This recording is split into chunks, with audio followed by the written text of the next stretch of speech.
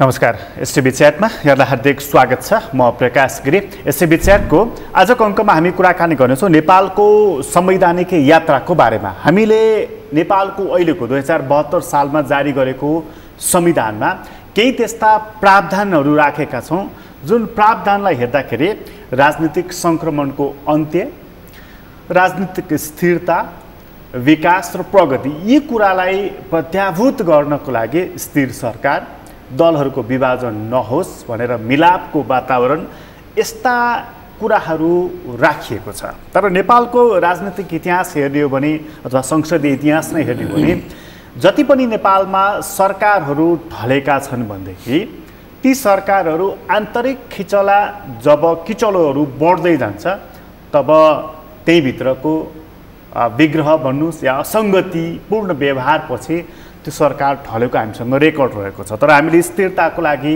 विश्वासको प्रस्ताव 2 वर्षसम्म ल्याउन नपाउने, एकपटक ल्याएपछि फेरि अर्को 1 वर्षसम्म ल्याउन नपाउने, एकपटक मात्रै अविश्वासको प्रस्ताव ल्याउन पाउने, दल विभाजनको लागि पनि 50% मत चाहिने, यस्ता खालका प्रावधानहरू राखेका थियौँ स्थिरताको लागि।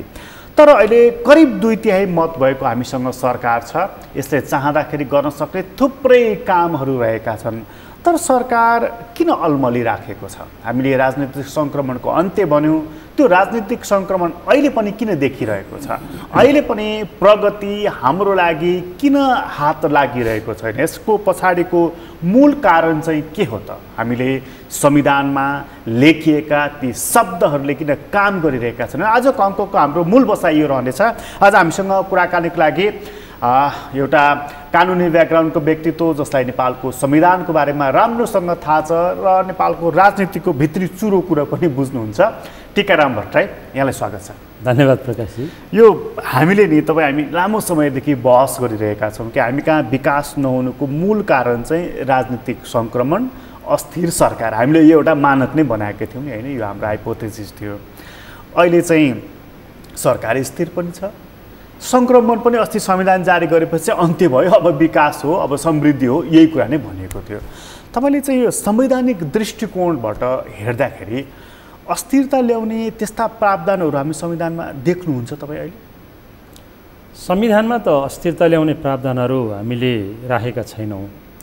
खास गरी तपाईँले अघि पृष्ठभूमिमा भने जस्तै नेपालको संवैधानिक इतिहासको यात्रालाई हेर्ने हो भने 2008 सालबाट नै त्यो किचलो सुरु भयो। प्रधानमन्त्रीमा मातृका प्रसाद कोइराला र गृहमन्त्री विश्वेश्वर प्रसाद कोइराला, उहाँहरूको बिचमै अन्तर्पार्टी कलह सुरु भएर त्यसपछि मातृका प्रसाद कोइरालाले अर्को नेपाली राष्ट्रिय काङ्ग्रेस जन्माउनु पर्ने आवश्यकता त्यहाँबाट सुरु भयो। जबकि त्यति बेला नेपाली काङ्ग्रेसको चाहिँ अब राणा र काङ्ग्रेस राजाको बिचमा दिल्ली सम्झौता पश्चात करिब अब 1 छत्र उसको नेतृत्वको अवस्था थियो, तर पनि त्यो टिक्न सकेन।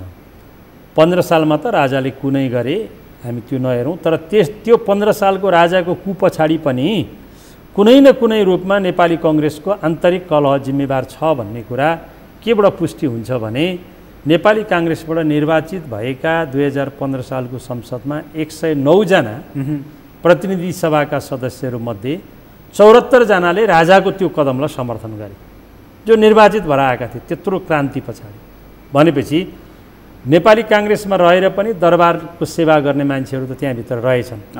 मैले भन्न खोजेको पृष्ठभूमिमा चाहिँ मेजोरिटी भए पनि दरबारीय शक्ति चाहिँ आफ्नै काङ्ग्रेसभित्र रहेछ। त्यसले पनि 17 सालको कदमलाई चाहिँ सहयोग गर्यो।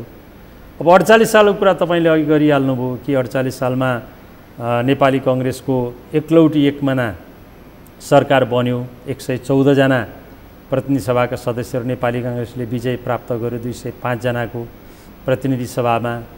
अब त्यो सरकार पनि पुरा 5 वर्ष टिक्न पाएन।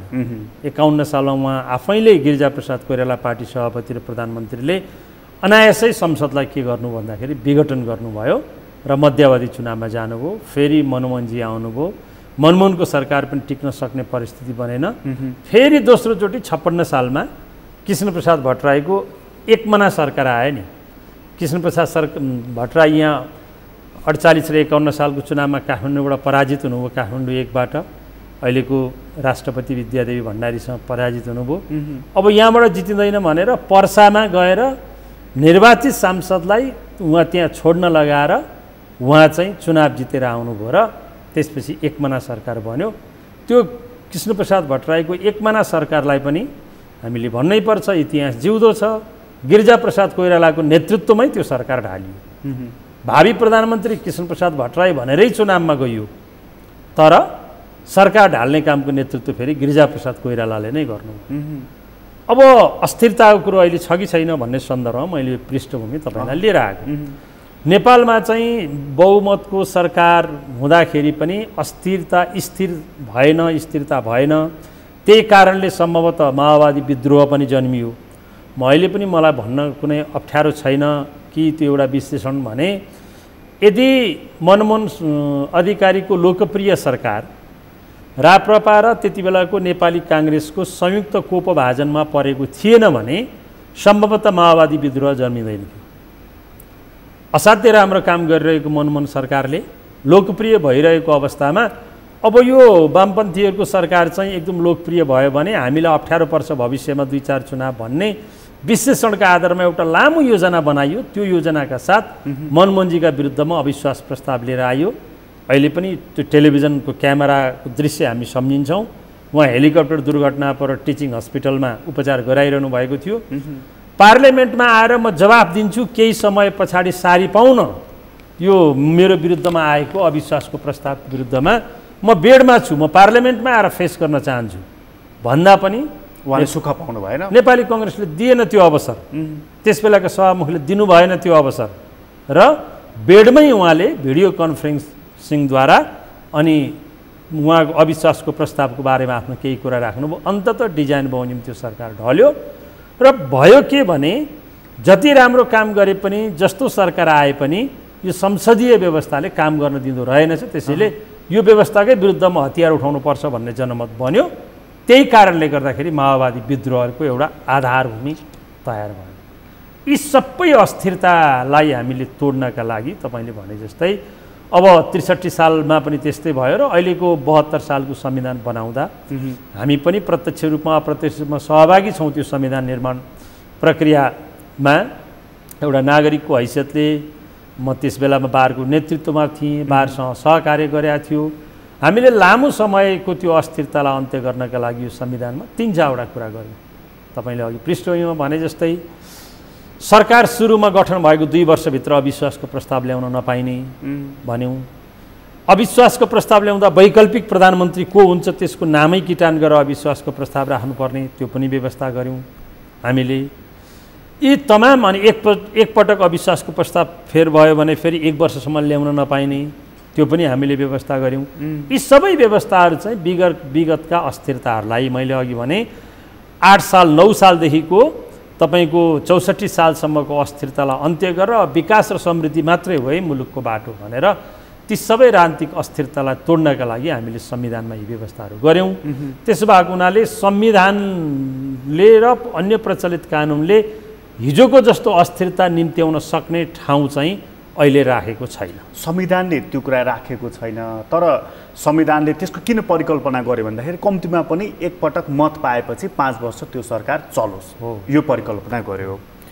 त्यसरी त स्थिरता हुँदो रहेछ। फेरि अहिले हामीसँग करिब 2/3 मत पाएको सरकार छ, एउटै दल छ, तर त्यो दलभित्रकै किचलोको कारणले अहिले ढल्ने हो कि भरे ढल्ने हो कि 15-15 दिनमा नभए पनि 2-2 महिनामा नभए पनि 6-6 महिनामा यो बहसको विषय बनिरहेको छ। सरकार ढल्छ कि अर्को बन्छ कि यो हुन्छ कि संवैधानिक प्रावधानले त स्थिरताको प्रत्याभूति गर्दो रहन्छ नि त। ठिकै भन्नुभयो। तर यो जुन बहस र प्रसङ्ग अहिले तपाईँले कोट्याइरहनु भएको छ सत्तारूढ दलभित्रको आन्तरिक किचलोको कारणले फेरि अस्थिरता निम्तिने हो कि भनेर यसलाई 2 ढङ्गले विश्लेषण गरौँ प्रकाशजी हामी।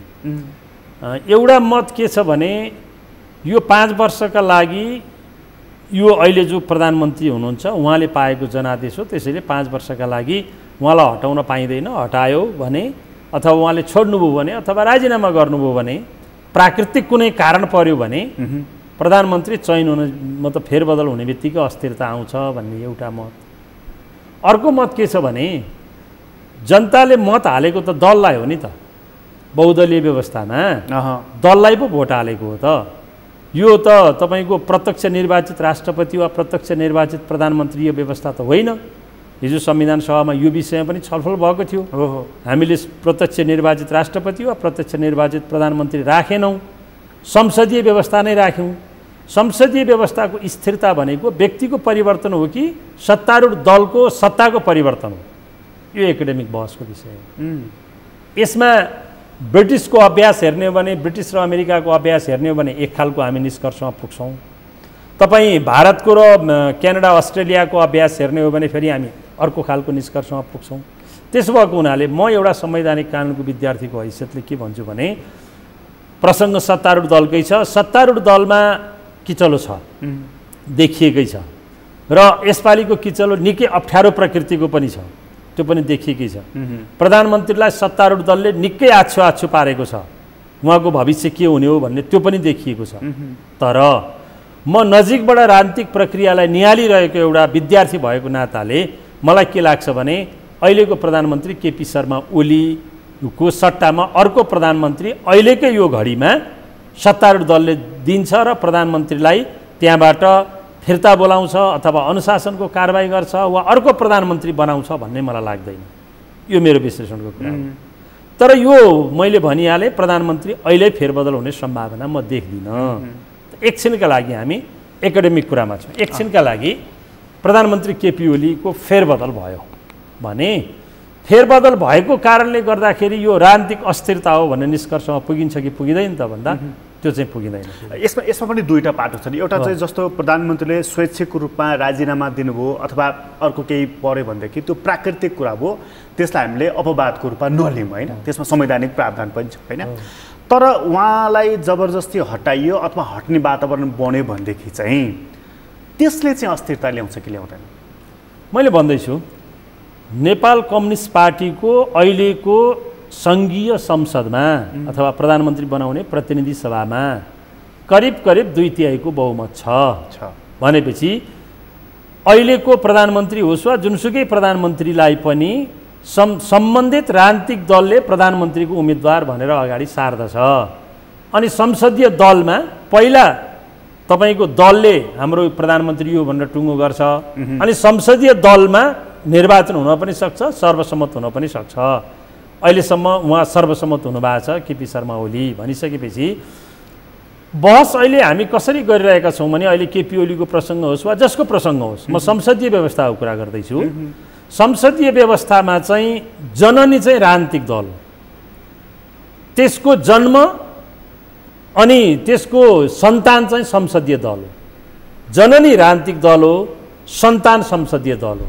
त्यसैले संसदीय दल र राजनीतिक दललाई तपाईँको अलग गरेर जति पनि अहिले बहसहरू देखिएको छ, यो चाहिँ उचित होइन दलीय व्यवस्थामा। तपाईँले भनेको प्रश्नमा सम्बन्धित दलले नेकपाको बहुमत छ, बहुमतले अर्को प्रधानमन्त्री चयन गर्न त संविधान त सकिहाल्छ नि, नसक्ने कुरै भएन। कको ठाउँमा ख पठाउँछ। यदि त्यस्तो अवस्था आयो भने म फेरि पनि भन्छु त्यो सम्भावना देख्दिनँ म। तर यदि त्यस्तो भयो भने पनि कको ठाउँमा खलाई पठाउँछ।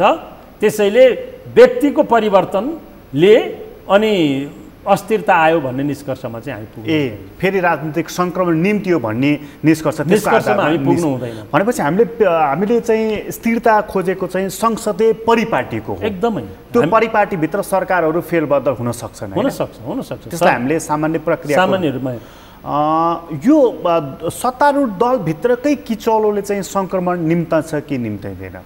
जस्तो तपाईँलाई पृष्ठभूमिमा 8 सालदेखिको कुराहरू ल्याउनु भयो, जस्तो बिपीको दाजुभाइको लफडा हो नि त होइन, कसले के गर्यो भन्दाखेरि अन्ततः 17 सालमा व्यवस्थामाथि समस्याले आयो, प्रहार गर्यो होइन।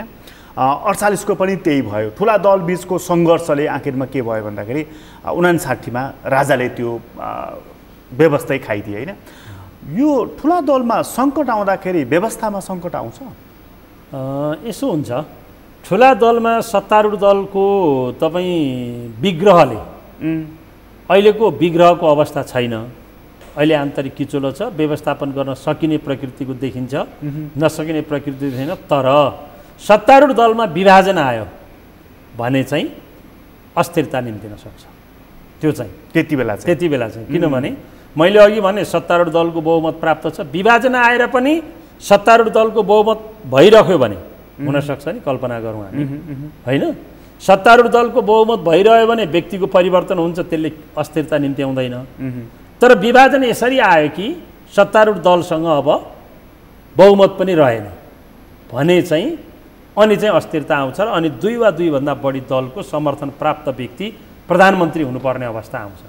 त्यसो भयो भने चाहिँ 6 महिना त्यो 2 या 2 भन्दा बढी दलको समर्थन प्राप्त एउटा व्यक्ति होला, फेरि हाम्रो संस्कार यो अर्को व्यक्तिलाई प्रधानमन्त्री हुने मन लाग्छ अनि विपक्षीसँग गएर गठजोड गर्छ र अनि आफ्नै विरुद्धमा अविश्वासको प्रस्ताव ल्याउने वातावरण बनाएर अनि आफू प्रधानमन्त्री हुने दौडमा लाग्छ। विगतको अभ्यासलाई हेर्दा हो समीकरण बन्ने भत्कने यो खेलहरू प्रारम्भ जब हुन्छन् त्यसपछि त सांसद किनबेचसम्म पुग्छ नि त। त्यसैले व्यक्तिको परिवर्तनले अस्थिरता निम्ति आउँदैन सत्तारूढ दलमा जबसम्म मेजोरिटी छ। तर सत्तारूढ दल यसरी विभाजित भयो कि मेजोरिटी नै उसले लुज गर्यो भने त्यति बेला चाहिँ अस्थिरताका सम्भावना हुन्छन्। जब अस्थिरता हुन्छ तपाईँले भने जस्तो हामीले के कारणले यो संविधान बनायौँ भन्ने जुन हिजोको थियो त्यो चाहिँ अब संविधानमा अस्थिरता चाहिँ अनि फेरि पनि सुरु हुन्छ। यो 72 साल यतादेखि चाहिँ हेर्ने हो भने अहिले हामीले अलिकति सुधारिएको संसदीय व्यवस्था भनिएको छ यसलाई, होइन? किनभने अब त्यहाँ प्रधानमन्त्रीलाई संसद विघटनको अधिकार दिएको छैन, सुविधाअनुसार अविश्वासको प्रस्ताव ल्याउन अधिकार दिएको छैन, त्यसको लागि क्लजहरू राखेको छ, यसकारण सुधारिएको भनेको होला। यो संसदीय परिपाटीलाई चाहिँ मलजल गर्ने गरी, बलियो बनाउने गरी, संस्थागत गर्ने गरी, प्रणाली बसाउने गरी हाम्रो सरकारले काम गरिराखेको छ अहिले। यसो छ, सरकारका काम कारबाहीका बारेमा सार्वजनिक रूपमा प्रश्नहरू उठेकै छन्। यसलाई दुवै कोणले हेर्नुपर्छ। सरकारले केही ऐतिहासिक यस्ता काम गरेको छ जो विगतमा कुनै सरकारले गर्न चाहेनन् वा हिम्मत गरेनन्, जो नेपालको संवैधानिक राजनीतिक इतिहासमा एकदम कोसेढुङ्गा साबित हुन्छन्, त्यस्ता कामहरू पनि गरेको छ। त्यो नक्सालाई भन्दैनस्? त्योभन्दा पनि नक्सालाई म त्यत्रो ठुलो महत्त्व दिन्न, होइन? त्यो एउटा सामान्य घटना हो। त्योभन्दा पनि महत्त्वपूर्ण कुरा चाहिँ हाम्रो जुन यो भूपरिवेष्टित मुलुकबाट हामीलाई यसले बाहिर लिएर आयो नि, यो त माइलस्टोन हो क्या। हामीले उत्तरतिरको सम्बन्धलाई सुदृढ गरेर जसरी पारवन सन्धि चीनसँग गऱ्यौँ, त्यो चीनसँग गरिएको पारवन सन्धि, व्यापार र वाणिज्य सन्धि जस्ता कुराहरूले हामीलाई त्यो हिजोको 72 सालको विनाशकारी भूकम्पको बेलामा हाम्रो दक्षिणी मित्रले जुन व्यवहार गर्यो, भविष्यमा त्यही रूपको व्यवहार अब कहिल्यै पनि हुने छैन। यो नेपाल कम्युनिस्ट पार्टीको यो अहिलेको सरकारले गरेको यो ऐतिहासिक र युगीन महत्त्वको कुरा हो र यो माइलस्टोन हो नेपालको इतिहासमा। यो एउटा माइलस्टोन कुरा यो सरकारले गरेको छ। दोस्रो कुरा, तपाईँ मित्र राष्ट्र भारतसँगको सम्बन्ध सुध्रेकै बेलाको तपाईँ यो पाइपलाइन बिछ्याउने जुन कुरा, तेलको पाइपलाइन, पेट्रोलियम पाइपलाइन हामीले वीरगञ्जदेखि ल्याएर अहिले त काठमाडौँ पनि करिब करिब ल्याइसक्यौँ, होइन? आउँदैछ, 2-4 महिनाभित्र काठमाडौँ नै आइपुग्छ। त्यो ऐतिहासिक महत्त्वको कामहरू हामीले गरेका छौँ। त्यसै गरी एउटा विकासको जागरण नै पैदा भएको छ। विकाससँगै विकृतता आउँछ, स्वाभाविक छ, त्यसलाई नियन्त्रण गर्नुपर्छ। तर पहिलोचोटि नेपालको इतिहासमा विकास मात्रै एजेन्डा भएको छ राजनीतिक दलहरूको बिचमा।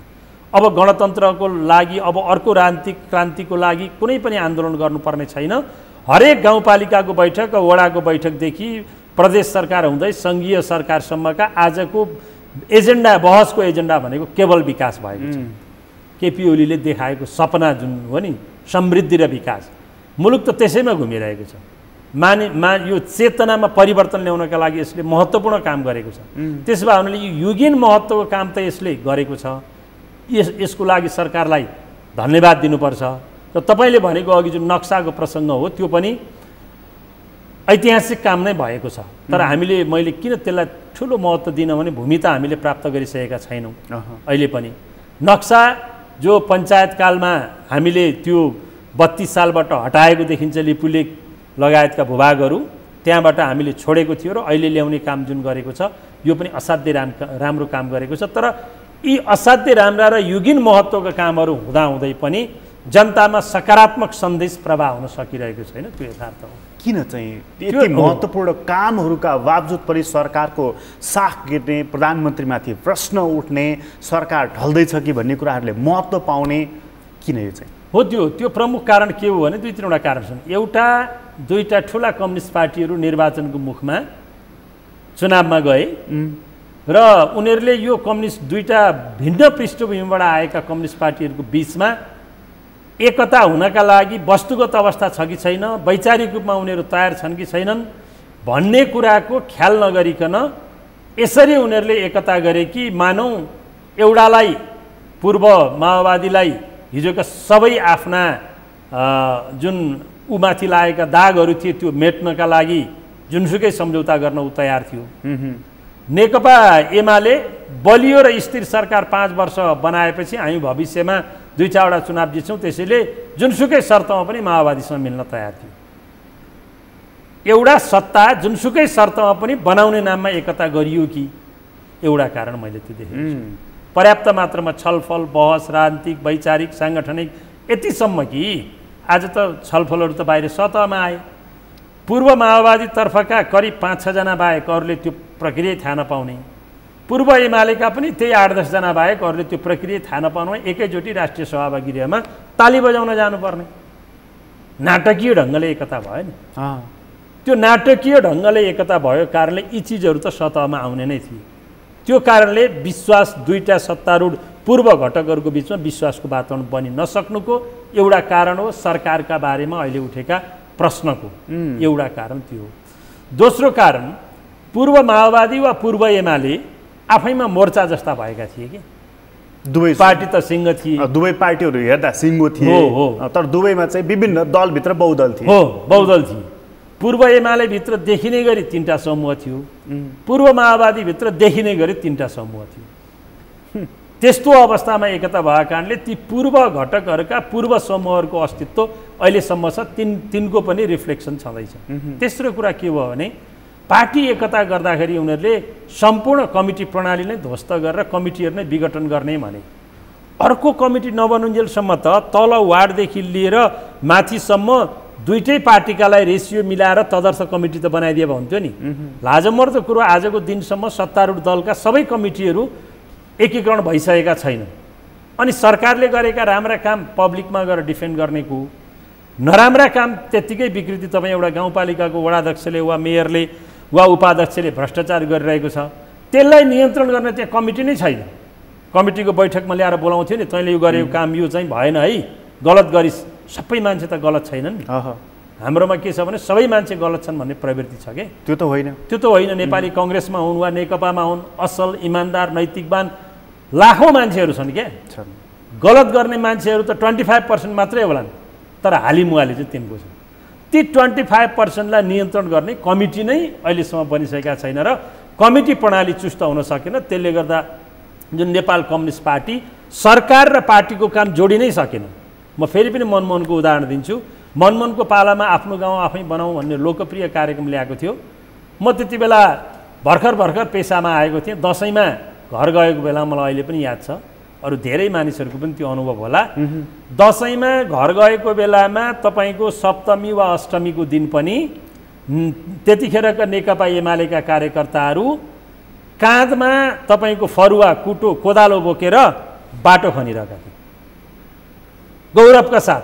कत्रो उत्साह थियो सरकारको कामलाई काँधमा बोकेर ती कार्यकर्ताहरू त्यो एक सन्देशले काम गरिरहेको थियो, काम गरिरहेको थियो। त्यसबापत त कसैले तपाईँ यदि गर्नुहोस् पैसा दिन्छु भनेर अहिलेको जस्तो प्रधानमन्त्री स्वरोजगार कार्यक्रम भन्ने त थिएन।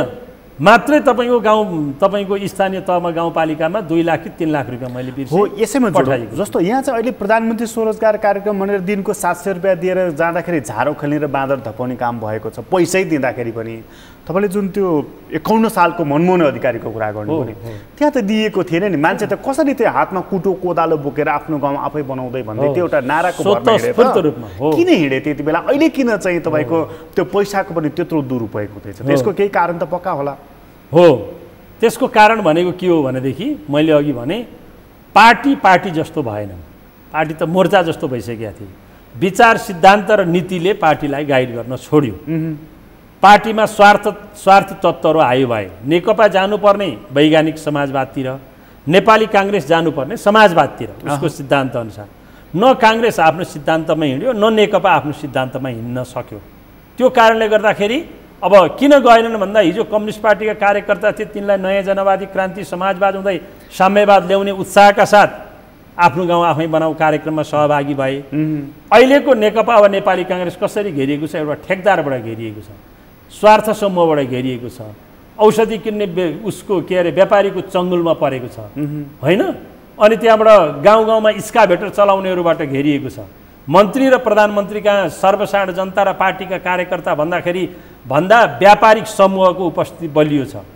मन्त्रीहरू पार्टीका नेताहरू व्यापारी समूहलाई टाइम दिन्छन्, आफ्ना नेता कार्यकर्ता र संसदहरूलाई काम दिँदैन। त्यो निष्ठा राजनीतिक यात्रातर्फको निष्ठा हराउँदै गयो कारणले मान्छे अब पैसा दिँदाखेरि पनि थोरै दियो भने पनि आउँदैन। हिजो पैसा नदिइन्थ्यो, आज पैसा दिँदा पनि कम भयो भनेर नआउने परिस्थितिको सृजना भयो। त्यसैले यो चाहिँ नेपालको सङ्क्रमण काल हो। यो बडा गम्भीर कुरा हो। यो गम्भीर कुरा। त्यसैले नेपालका राजनीतिक दलहरूले नेपाली काङ्ग्रेस वा नेकपाले आफूलाई सुधार गरेनन् भने दलीय व्यवस्थामा गम्भीर सङ्कट पैदा हुन्छ। चिन्तनमा सुधार गरेनन्, प्रवृत्तिमा सुधार गरेनन्, संस्कारमा सुधार गरेनन्, दलीय प्रणाली स्थापित गर्न सकेनन् र स्वार्थ समूहहरूको वरिपरि सूर्योदयदेखि सूर्यास्तसम्म लागिरह्यो भने यिनको भविष्य चुनौतीपूर्ण छ। मलाई यो तपाईँले भनिरहँदाखेरि चाहिँ झलझली हाम्रो घनश्याम भुसालजीको चाहिँ भनाइ यहाँ दिमागमा आइरहेको छ कि म यो प्रसङ्गवश ल्याइरहेको होइन, यहाँ अहिले कुरा गर्दाखेरि आइरहेको, जानिकन ल्याइरहेको होइन। उहाँ यो मन्त्री हुनुभन्दा अगाडि यही वाक्य बोल्दै हुनुहुन्थ्यो क्या, हाम्रा नेताहरू बिहान चाहिँ नि ब्रेकफास्ट चाहिँ नि दलालसँग, लन्च कुनै कोसँग, डिनर कुनै कोसँग गर्छन् भनेर। त्यस्ता जाजोल्यमान नेताहरू पनि त यही मन्त्री परिषदमा हुनुहुन्छ नि त। यो घेरो उहाँहरू किन तोड्न सक्नुहुन्न? आज रासायनिक मलको लागि यही हाहाकार, आज कुलोको लागि हाहाकार, पानीको लागि हाहाकार, मलको बिउको मतलब स्वास्थ्य अब औषधि खरिद गर्नुपर्ने यही कोरोनाको सङ्क्रमणको सन्दर्भमा सेनालाई दिने विवाद, फलानुलाई दिने विवाद, तिलानुलाई दिने विवाद, मतलब यो घेरो किन कसैले तोड्न सक्दैन? म अचम्म मानिराखेको छु क्या। ठिकै हो प्रकाशजी। अब व्यक्तिगत रूपमा घनश्यामजीको कुरा ल्याइहाल्नुभयो। उहाँको इमान्दारिता, सत्प्रयास र उहाँको अध्ययनशीलतालाई सबैले प्रशंसै गरेकै छन्, अहिले पनि गरेकै छन्। अब यो समग्र प्रक्रियालाई उहाँले रोक्नका लागि कति सक्नुहुन्छ? योगेश भट्टराईजी पनि हुनुहुन्छ, तपाईँले नाम नलिए पनि मैले नाम लिएँ। योगेश भट्टराई आशाको नजरले हेरिरहेका छन् दुनियाँले। योगेश भट्टराई र घनश्याम भुसाल पनि यो मन्त्री परिषदमा छन् है भनेर हेरिरहेका छन् र उहाँहरूको इमान्दारपूर्ण प्रयत्न पनि देखिन्छ। तर त्यो मूल प्रवृत्तिमा सुधार गर्नका लागि 2 वा 3 प्रदीप गेवालीजी हुनुहुन्छ, अरू पनि हुनुहुन्छ। त्यो मूल प्रवृत्तिलाई सुधार गर्नका लागि उहाँहरूको मात्रै बलबुताले पुगेन। त्यो घेरा उहाँहरूले मात्रै तोड्न सक्नु भएन। मन्त्री परिषदमा उहाँहरू जस्तै मन्त्री परिषदका सदस्यहरूको बहुमत भएको थियो भने सायद त्यस्तो हुन्थ्यो कि। त्यसैले पार्टीले मन्त्री बनाउँदाखेरि कति छलफल भयो, कस्ता पात्र पठाउने भनेर केपी ओली, झलनाथ खनाल, प्रचण्ड र माधव नेपाल 4 जनाले निर्णय गरेर पठाउँदैमा हुन्छ दलीय व्यवस्थामा? हुँदैन। म फेरि पनि दिन्छु तपाईँ नेकपा एमालेको पूर्व उदाहरण। नेकपा एमाले झलनाथ खनाल प्रधानमन्त्री हुँदा होस् वा माधव नेपाल हुँदा होस् वा मनमोहन अधिकारी हुँदा होस्, एउटा जिल्लाको अस्पतालको विकास समिति वा एउटा जिएम नियुक्ति गर्दाखेरि, सामान्य तहको नियुक्ति हुँदा पार्टीले संयन्त्र बनाएको थियो राज्य व्यवस्था समिति भन्ने। त्यो राज्य व्यवस्था समितिको सिफारिस बिना ब्याङ्कको कानुनी सल्लाहकार पनि नियुक्ति हुँदैन थियो क्या। झलझली मलाई याद छ। पार्टीको संयन्त्रले अब मान्छेहरू बोलाउँथ्यो, छान्थ्यो, कतिपय अवस्थामा हेर्थ्यो, छलफल हुन्थ्यो, यसको ठाउँमा यो राखौँ, यसको ठाउँमा यो राखौँ भन्थ्यो। त्यो संस्कार थियो र पो असल मान्छेहरू त्यहाँ पुगेका थिए र प्रोडक्ट पनि असल नै आयो। अब अहिले त नेकपा नै छैन। 3 जना मान्छे, 4 जना मान्छे, 1 जना बढ्यो भने 2 जना, 3 जनामा छलफल भएको त हामी धेरैलाई थाहा छैन। तर त्यही अहिलेकै हाम्रो प्रधानमन्त्री केपी ओली, मनमोहन अधिकारी पहिलोपटक प्रधानमन्त्री हुँदाखेरि त्यही क्याबिनेटमा भएको व्यक्ति हो नि त। र त्यसपछि पटकको क्याबिनेटमा भएको व्यक्ति र उहाँको यो दोस्रो कार्यकाल हो प्रधानमन्त्रीकै रूपमा पनि। त उहाँले त्यस्ता आचरणहरू, त्यस्तो चाहिँ तपाईँले भन्नुभएको जस्ता पद्धतिहरू त थुप्रै सिक्ने, बुझ्ने, जान्ने र नयाँ अवलम्बन गर्ने अवसर अहिले प्राप्त गर्नुभएको छैन। किन गरिराख्नु भएको छैन? हो, केपी ओली त्यति मात्रै होइन, सबैभन्दा असल, प्रभावकारी र इमान्दार गृहमन्त्री भनेर मनमोहनको पालाको गृहमन्त्री भनेर त्यो छवि बनाउनु भएको। 72 सालको पछिको पहिलो प्रधानमन्त्रीत्व काल पनि उहाँको असाध्यै राम्रो नै रह्यो। तर अहिले मैले अघि भनिहालेँ, पार्टी एकीकरणको बेलामा जे गरियो नि त्यो नै त्रुटिपूर्ण थियो र उहाँले सायद काम गर्न सक्नु भएन कि उहाँका पनि आफ्ना गुनासा छन् कि मलाई पार्टीले असहयोग गर्यो भन्ने। पार्टीले प्रधानमन्त्री बनाइसकेपछि प्रधानमन्त्रीको रूपमा काम गर्ने पर्याप्त वातावरण बनाइदिनु पर्ने, त्यो बनाइदिनु पर्ने काम पार्टीको हो। तर त्यो पार्टी भनेको को त? आज पार्टी भनेको त एक ठाउँ मिटिङ बस्नु पर्यो, बैठक बस्नु पर्यो, एजेन्डा लैजानु पर्यो, छलफल गर्नु पर्यो, अनि नै निर्णय हुन्छ। त्यो पार्टी नै रहेन के। मिटिङ बैठक प्रणाली नै नेकपामा ध्वस्त भइसक्यो। त्यो भएको कारणले गर्दा प्रधानमन्त्रीले चाहेर पनि पार्टीको सहयोग लिन नसक्नु भएको पनि कारण होला। व्यक्तिगत रूपमा उहाँले गर्न नचाहने, आफू अनपपुलर हुने कुरा त कसैले पनि सोच्दैन नि, त्यसमा नि केपी ओलीले त सोच्नै सक्नुहुन्न झन्। तर उहाँले चाहँदा चाहँदै पनि पार्टीभित्रको पार्टीको प्रणाली स्थापित गर्न नसकेको कारणले, पार्टी अध्यक्ष पनि हुनुहुन्छ उहाँ, प्रधानमन्त्री पनि हुनुहुन्छ, त्यसो भएको हुनाले पार्टी अध्यक्षको हैसियतले कति काम उहाँले गर्ने, कति अर्को काम अर्को अध्यक्षले गर्ने, त्यसलाई परिभाषित गरेर अनि काम फटाफट गरे त यी सबै गुनासाहरू समाप्त हुन्थे। त्यो अवसर पनि चुक्यो। त्यसो भएको हुनाले सत्तारूढ दलमा भएको खटपटको कारणले जुन अहिले नेकपाका तमाम कार्यकर्ताहरू त्राइमाम भएर बसेका छन् नि देशभरि, यसलाई सुधार गर्ने भनेको कमिटी प्रणाली र पार्टी प्रणालीको पुनर्स्थापना नै हो। सरकार पार्टीको सल्लाह सुझाव र नीतिगत निर्णय पार्टीले दिने हो। दैनन्दिन काममा त हस्तक्षेप गर्न पनि हुँदैन संसदीय व्यवस्थामा, तर नीतिगत विषयमा चाहिँ पार्टीको सहयोग लिनुपर्छ। आज यत्रा नेकपाका सांसदहरू छन्, दिग्गज छन्, पढ्या छन्, लेख्या छन्, पिएचडी गरेका सांसदहरू पनि धेरै छन् आफ्नो फिल्डमा। उनीहरू आज सार्वजनिकमा भन्दैछन् नि त पार्टीले कस्तो बजेट ल्याउँछ मैले थाहा पाइनँ, पार्टीको नीति र कार्यक्रम के आउँछ मैले संसदमा गएर ताली पड्काउनु पर्ने बेला भयो। संसदीय दलको बैठकमा 2टा नेता आएर भाषण गर्नुहुन्छ, त्यो बाहेक हामीले केही पनि भन्न पाउँदैनौँ। यो त सांसदहरूले भनिरहेका छन् नि। यो सबै पार्टीभित्रको विधि पद्धति प्रक्रिया बिग्रिएको भत्किएको कारणले हो र नेताहरूमा आएको यो चिन्तन जुन छ, यो प्रवृत्ति, यो सामन्तवादी चिन्तन कहीँ न कहीँ रूपमा नेताहरूमा देखिन्छ। सबै पार्टीका नेताहरूमा, नेकपामा त्यसले पनि घर गरेको छ। मतलब सरकारमाथि यो प्रश्न उठ्नुको एउटा कारण यो पनि हो जस्तो लाग्छ कि जस्तो बाहिर चर्चा जुन हुने गर्दछ कि प्रधानमन्त्री धेरै बोलिदिने र कसैका कुरा नसुन्ने, यो कुराले चाहिँ कतिको आलोचित हुनु परेको देख्नुहुन्छ तपाईँ? कतिपय उहाँका अभिव्यक्तिहरू प्रधानमन्त्रीको रूपमा उहाँले त्यो कुर्सीबाट नबोलिदिएको थियो हुन्थ्यो भन्ने कुरा धेरैले महसुस गरेका छन्। अहिलेको पछिल्लो अभिव्यक्तिदेखि लिएर अरू कतिपय अभिव्यक्तिहरू, उहाँ अध्ययनशील मान्छे हो, राति 1-2 बजीसम्म उहाँ पढ्नुहुन्छ, मलाई प्रत्यक्ष रूपमा थाहा छ होइन। उहाँका धेरै ऐतिहासिक सांस्कृतिक पूर्वीय दर्शनमा राम्रो दखल राख्नुहुन्छ उहाँ। तर प्रधानमन्त्रीको हैसियतले बोल्ने कुरा र केपी ओलीको हैसियतले वा नेकपाको अध्यक्षको हैसियतले बोल्ने कुरा फरक हुन्छन्। यसमा अलिकति उहाँले विवेक नपुर्याउनु भएकै हो, त्यो हामीले सबैले भन्नुपर्छ। र उहाँले त्यस्तो लागेको थियो भने पनि उहाँले हिजो यो अयोध्याको र रामको प्रसङ्गमा जे कुरा भन्नुभयो, संस्कृति मन्त्रालयलाई मलाई यस्तो लाग्यो मेरो अध्ययनको आधारमा यो अध्ययन गर्नका लागि एउटा कमिटी बनाइदिउँ भनेर योगेशजीलाई बोलाएर एउटा कमिटी बनाइदिएको थियो भने त त्यसले त 6 महिनामा ल्याउँथ्यो नि त खोजेर हो। अनि त्यसपछि प्रधानमन्त्रीले बोलेको भए म्याच्योर्ड हुन्थ्यो नि। त्यसैले सकारात्मक ढङ्गले उहाँले बोल्नुहुन्छ, नकारात्मक छैन। राष्ट्रिय एकतालाई बलियो बनाऊ, हाम्रो धर्म संस्कृति पूर्वीय दर्शनलाई हामी बनाऊ, कसैले नहेपुन्, मुलुक एकदम एकताबद्ध होस्, चन्द्र सूर्य झन्डा एकदम सधैँ फरफराइरहोस्, उहाँको पवित्र भावना छ हाम्रो प्रधानमन्त्रीको।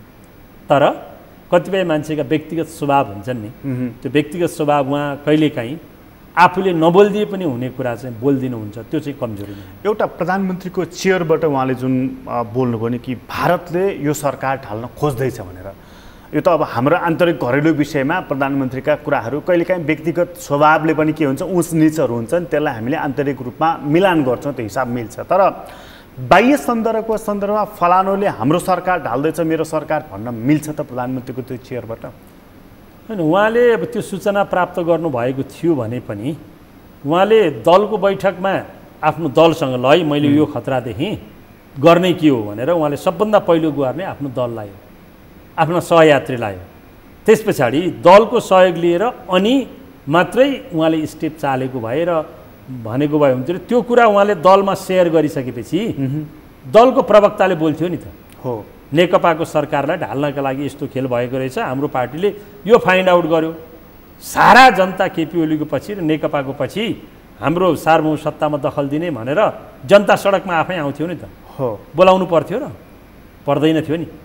त्यसो भएको हुनाले दललाई चाहिँ मेरो सहयोगी हो र त्यहाँ मैले कुरा लगेँ भनेदेखि मैले सपोर्ट पाउँछु भन्ने कुरा सायद प्रधानमन्त्रीले अलिक कम आँक्नु भएको हो कि जस्तो मलाई लाग्छ। त्यही प्रसङ्ग नक्सामा उहाँले त्यत्रो उहाइ पाउनुभयो नि, हो सही कुरा हो। आखिर नक्सा सार्वजनिक गर्ने निर्णय त सचिवालयको बैठकले गरेको हो नि त। त्यस पछाडि मात्रै त्यही दिन नीति र कार्यक्रम आउँदै थियो सम्मान्य राष्ट्रपतिज्यूबाट, वामदेव गौतमले सार्वजनिकमा भन्नुभएको छ कि तीबाट फोन गरेर मुख्य सचिवलाई थप्न लगायो त्यो प्रसङ्ग। दलको सपोर्ट लिएर गरेका काममा त सारा देश एक हुँदो रहेछ नि त, सपोर्ट गर्ने रहेछ नि त। त्यसैले दलसँग आफ्ना कुरा प्रधानमन्त्रीले सेयर गर्नुपर्छ। त्यो सत्तारूढ दलले बोलेको पनि संसदीय व्यवस्थामा सरकारले बोलेकै हो कि, त्यसो गर्दा प्रधानमन्त्रीलाई त्यो दोष जाँदैन, सन्देश पनि जान्छ उहाँले के भन्न खोज्नु भएको भनेर। त्यसमा पनि अलिकति तरिका नपुगेको हो। भनेको उहाँले दललाई त्यो विश्वासमा लिन सक्नु भएको छैन, अथवा उहाँको मनमा एउटा किसिमको भय छ कि मलाई दलले त्यो रूपमा सपोर्ट गर्दैन भनेर? होइन, दलले उहाँलाई विश्वास नगरेको अथवा दलसँग उहाँले सहयोग लिन नचाहनु भएको, यसका पक्ष र विपक्षमा धेरै बहस र तर्क गर्न सकिएला होइन। तर दुईटै कुरा यसमा सत्य हो। उहाँले दलको म्यान्डेट पनि बेला बेला प्राप्त गर्न सक्नुहुन्न र उहाँले पनि कतिपय अवस्थामा दलसँग परामर्श गर्नुहुन्न भन्ने कुरा त देखिएकै छ। त्यसैले सत्तारूढ दलभित्रको अविश्वास जुन छ नि, एकले अर्कालाई गर्ने अविश्वास अहिलेको सङ्कटको एउटा चुरो कुरा चाहिँ त्यो पनि हो। अब प्रधानमन्त्रीले भारतलाई नै लक्षित गरेर त्यसरी बोलिदिएपछि होला उहाँसँग सूचना पनि हुन्छ, किनभने प्रधानमन्त्रीसँग हाम्रो राज्यको यत्रो संयन्त्र छ, त्यसमार्फत सूचना होला, भारतलाई खेलवाड गरेको पनि होला। तर त्यति बोलिसकेपछि भारतसँगको सम्बन्ध त अलिकति समस्या हुन सक्छ भयो नि त नेपालको त। अनि समस्या त अब देखिएकै छ होइन, समस्या देखिएकै छ। भारतले पनि ज्यादती नै गरेका छ। अब कहिलेकाहीँ हामी कुरा गर्छौँ नि, अब नरेन्द्र मोदीले पनि त नेपालको सार्वभौमसत्ता र राष्ट्रिय एकताको विरुद्धमा सार्वजनिकमा बोल्नु भएको छ नि त, कतिपय प्रसङ्गहरू बोल्नु भएको छ। अब त्यही तहबाट काउन्टर एट्याक गर्ने अर्को प्रधानमन्त्री अहिलेसम्म हाम्रोमा थिएन। केपी ओली त जन्मिनु भएको छ अहिले भन्ने ढङ्गले पनि कुरा चाहिँ भएको छन्। तर नेपाल र भारतको सम्बन्धको कुरा गर्दाखेरि यो राजकीय सम्बन्ध मात्र होइन, जनस्तरको सम्बन्ध पहिलो हो, राजकीय सम्बन्ध चाहिँ पछिल्लो हो क्या।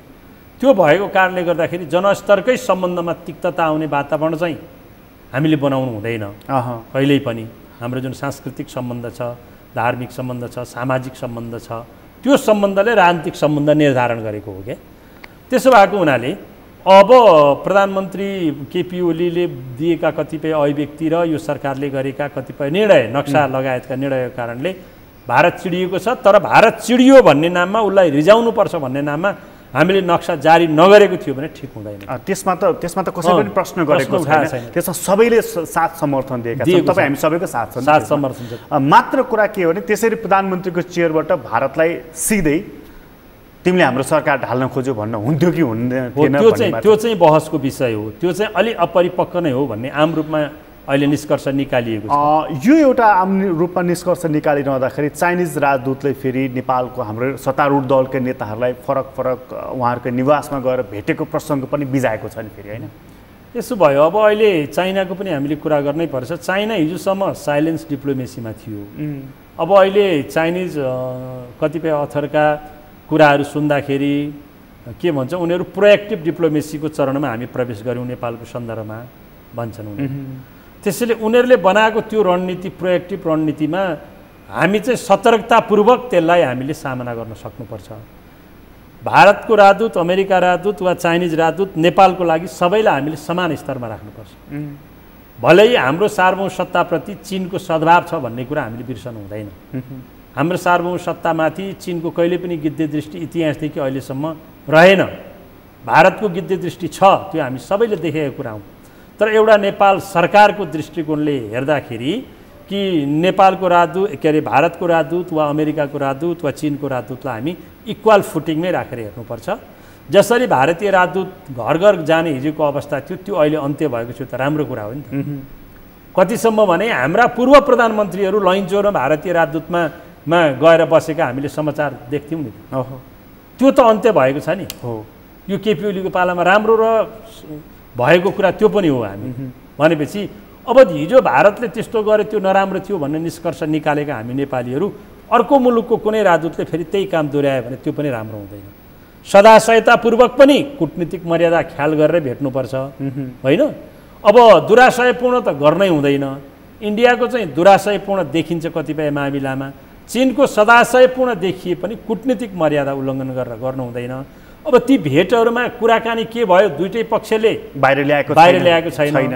त्यसैले यसमा एउटै कुरा छ, निर्विवाद कुरा, परराष्ट्र मन्त्रालयले जुन प्रोटोकल बनाएको छ नि त्यसलाई फलो गरौँ। त्यसलाई फलो गरेर परराष्ट्रको कर्मचारीलाई पनि लिएर अनि भेट्ने गरियो भनेदेखि यो विवादको समाधान हुन्छ। अब यहाँ त नेताहरू भेट्ने एउटा प्रसङ्ग थियो, अब त सेनापतिसम्म पनि भेटेको पनि देखिसक्यौँ नि त हामीले होइन चाइनिज राजदूतले। अब मतलब हामी कहाँ पनि हिजो भारतीय राजदूतले जे गर्दथे आज चाइनिज राजदूतले त्यही गर्न थाल्ने भनेको यो पनि त राम्रो सङ्केत त पटक्कै होइन। एउटा सार्वभौमसत्ता सम्पन्न मुलुकका लागि हाम्रो माइक्रो म्यानेजमेन्ट गर्यो भारतले भनेर हामी धेरै विरोध गऱ्यौँ नि। अहिले अर्को मुलुकले कसैले त्यही गर्यो भने हामी त्यसलाई सहन सक्दैनौँ। यो प्रवृत्तिलाई सुधार गर्नुपर्छ। यो प्रधानमन्त्री केपी ओलीको हकमा चाहिँ अर्को एउटा भनाइ पनि के आइरहेको छ भने जस्तो सुरुवाती 3-4 महिना 6 महिनाको बिचमा उहाँले सिन्डिकेटदेखि लिएर भ्रष्टाचारको सन्दर्भमा जुन अडान लिनुभएको थियो नि उहाँलाई ठुलो सपोर्ट उहाँलाई मिलेको थियो र हुँदै हुँदै नक्सा प्रकरणसम्म आइपुग्दाखेरि उहाँलाई सपोर्ट भएकै छ।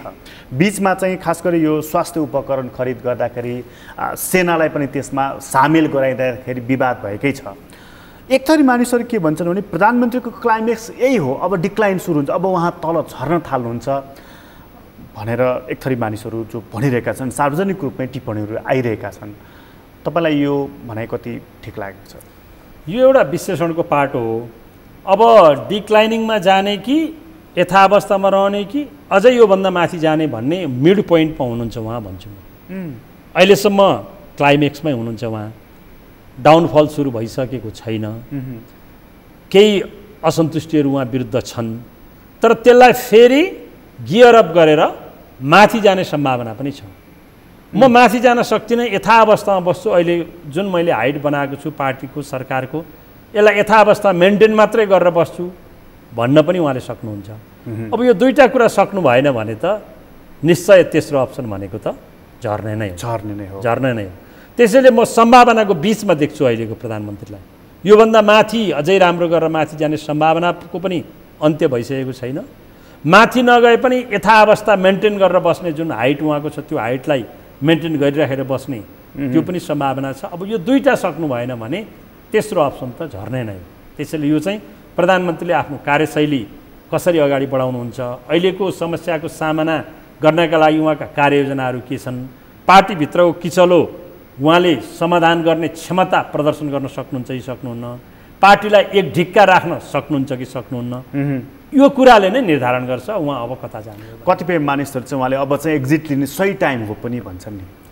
अब यसमा अहिले टिप्पणी नगरौँ, यो उहाँको व्यक्तिगत कुरा हो। प्रधानमन्त्रीको हकमा चाहिँ जस्तो माधव नेपालले बोलेको सुने मैले, अरू केही नेताहरूले पनि कि उहाँ चाहिँ अख्तियारको अथवा अन्य कुनै निकायहरू मार्फत हामीलाई थ्रेट गरिराख्नु भएको छ भनेर। यो त राम्रो तरिका होइन नि। होइन, त्यो कतिपय कुरा चाहिँ मनोवैज्ञानिक पनि हुन् जस्तो लाग्छ मलाई प्रकाशजी। जब अविश्वास हुन्छ नि, अविश्वास भइसकेपछि त्यस्ता मनोवैज्ञानिक त्रासहरू पनि आउने गर्छन् होइन। एउटा सहकर्मीलाई नभएको नगरेको कुरामा अब अख्तियारकै थ्रेट लगाएर उहाँलाई आफ्नै पार्टीका नेताहरूलाई त्यो हदसम्म प्रधानमन्त्रीले गर्नुहुन्छ होला भन्ने कुरामा विश्वास गर्न सकिँदैन। त्यसका वस्तुगत आधारहरू पनि आइसकेका छैन। तर यो राज्य सञ्चालनमा त छोराले बाउलाई पनि जेल हालेका उदाहरणहरू छन् नि त। फेरि त्यो तहसम्म अहिले तुलना नगरौँ हाम्रो प्रधानमन्त्रीलाई। भनेको चाहिँ मनोवैज्ञानिक त्रास मात्रै हो त माधव नेपाल प्रचण्डजीहरूलाई? होइन, अब उहाँहरूले भन्नुभयो भनेर आएको छ, उहाँहरूकै मुखबाट पनि सुनिएको छैन त्यो कुरा होइन। अब अप्रमाणित कुरा गर्नु हुँदैन भनेर अघि हामीले त्यत्रो छलफल गऱ्यौँ, फेरि हामी अप्रमाणित कुरामा किन बहस गर्ने र? भनेपछि त्यो मनोवैज्ञानिक त्रास हटाउने कुरा पनि त प्रधानमन्त्रीले निरन्तर संवाद गर्ने, साथी सहकर्मीहरूलाई विश्वासमा लिने उहाँकै दायित्व हो नि त। फेरि एकदम त्यो त मैले अघि भनिहालेँ, आफ्ना कलिग्सहरूलाई सँगै राखेर विश्वासको वातावरण बनाउने, पार्टीको ब्याकअप लिने र अझै अगाडि जाने सम्भावनाहरू अहिले पनि छन् प्रधानमन्त्री केपी ओलीमा। त्यो सम्भावनालाई उहाँले अब कति खेल्न सक्नुहुन्छ त्यो सम्भावनामा, त्यो उहाँले जरुर गर्नुपर्छ।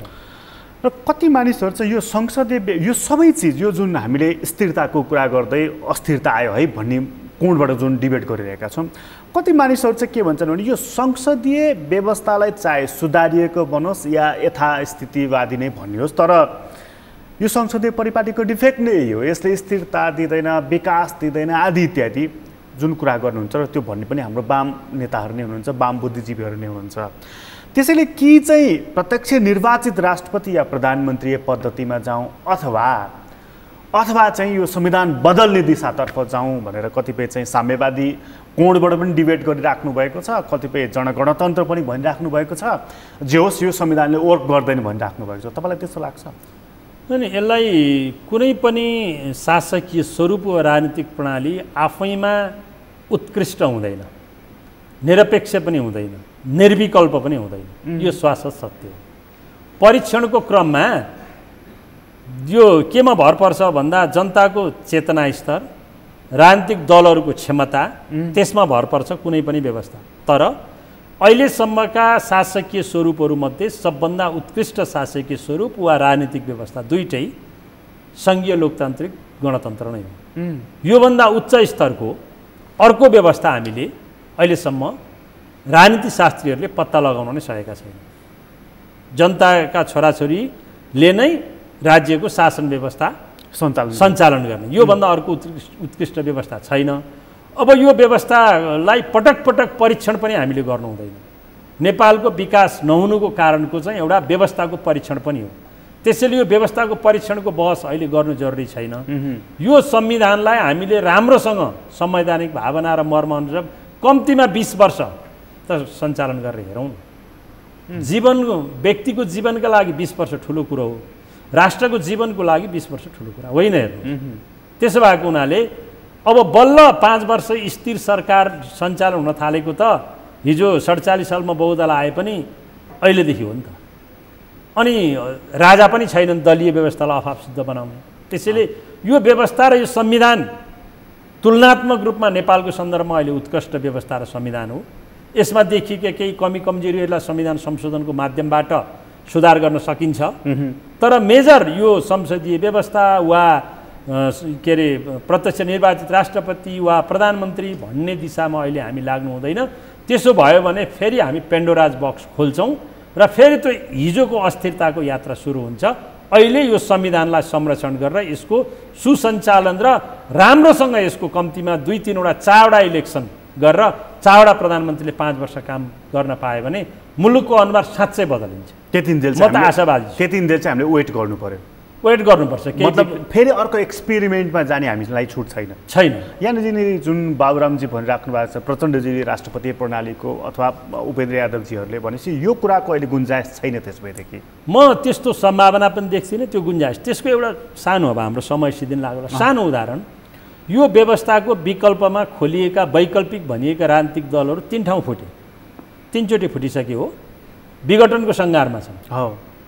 भनेपछि नयाँ अहिले नेपाली जनताले चाहेको रहेनछ है। मेन स्ट्रिम पोलिटिकल पार्टी म ठाउँ ठाउँमा दोहोऱ्याउँछु, हामीलाई मन परे पनि नपरे पनि म के देख्छु भने अहिलेका मेन स्ट्रिम 2टा पोलिटिकल पार्टी र 2टा चिन्तनधारा बोकेका यी पार्टीहरू छन् नि, 2टाको ठाउँमा 3टा पनि होलान्, नेपाल कम्युनिस्ट पार्टी र नेपाली कङ्ग्रेस जुन छन् नि, यी 2टा पार्टीहरूको म अरू 25-30 वर्ष विकल्प देख्दिनँ। त्यसैले विकृति भए पनि यहीँभित्र सुधार गर्ने हो, रिफर्म गर्ने हो, नेता नराम्रो भयो भने महाधिवेशनबाट फेर्ने, सरकार नराम्रो भयो भने इलेक्सनबाट फेर्ने।